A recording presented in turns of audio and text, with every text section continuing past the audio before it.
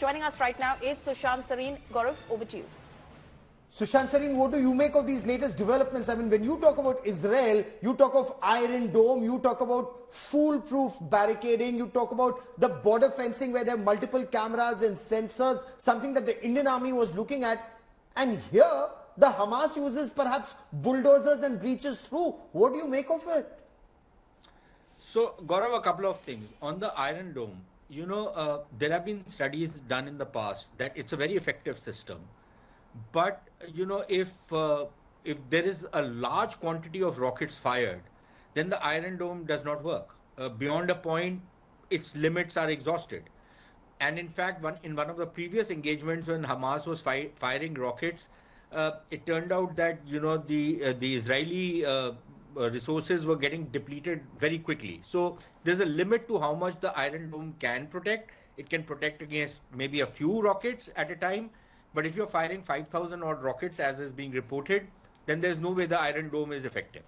Number two, and that is the more serious part, that Israel had a very formidable, security fence, yes, and listening systems. And all of them seem to have failed. Now, some people are suggesting that maybe the Israeli systems were hacked, maybe they were sabotaged, by the hackers from the other side, maybe by the Iranians, maybe by somebody else, and they were caught unawares, and they were literally swept aside. They never knew what hit them. All their early warning systems seem to have failed. What also seems to have failed is the formidable Israeli intelligence system. yes. After all, Gaurav, you know it better than anybody else because this has been your beat for very long. These kind of attacks are not prepared overnight. It was not like yesterday somebody decided that we are going to launch this kind of an attack. This happens with a lot of preparation, with a lot of thinking and a lot of coordination. Coordination not just within the Hamas in Gaza, but perhaps with people in the West Bank and other occupied territories, maybe with Hezbollah, and certainly with Iran, which is the patron saint of Hamas. So clearly, some of these confabulations must have been going on, and the Israelis were simply unaware that something big was in the offing.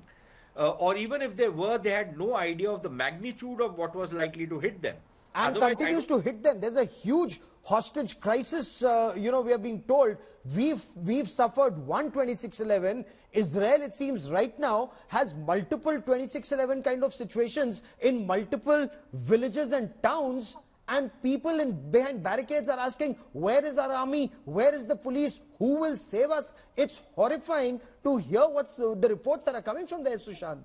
That's precisely the point that, 160 people in India is like 160 of 1 billion, right? Yes. A couple of hundred in Israel, if you look at the magnitude between the Israeli population and the Indian population, it's like 10, 15, 20,000 people, or maybe even more in comparative terms, in relative terms. So it's a huge crisis. You are absolutely correct. And I don't know how the Israelis are planning to address this issue.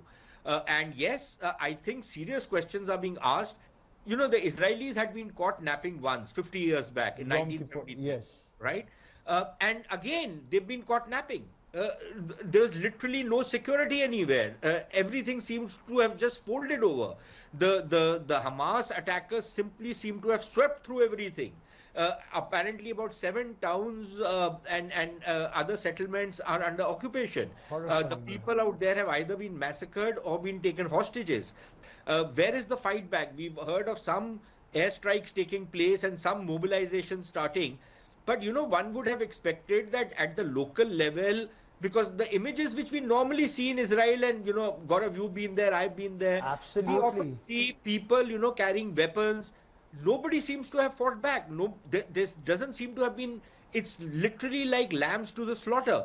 And how could that happen? Serious questions. And then one final point, Gaurav, what I find very surprising is that and I reiterate the point, having been caught napping 50 years back, how can the Israelis afford to not be always on the on the alert. Absolutely, especially with all the security systems, electronic warfare systems, everything that they have. How could this happen and continue to happen? Sushant, Sareen, for joining us here on this India Today special. Many thanks. And this is a story, Polemy. It's still unfolding. That horror is still not over, sadly.